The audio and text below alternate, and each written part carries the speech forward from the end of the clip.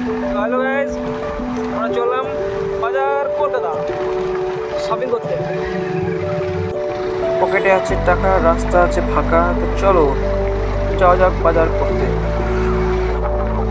সিউড়িতে নতুন মল হয়েছে, আর বাজার করতে যাবো না তাই হয়? চলো বাজারটা পড়ে আসি। চলো, পুজো তো চলে এলো, আর তো সময় নেই। চলো যাওয়া যাক বাজার দিকে।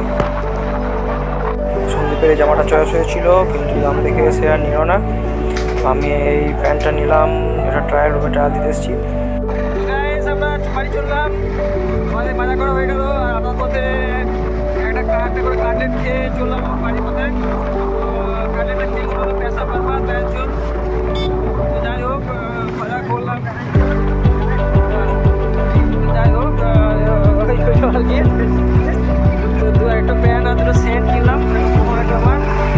এখন চললাম বাড়ির দিকে। Tata bye bye. ভিডিও এখানে শেষ। মনে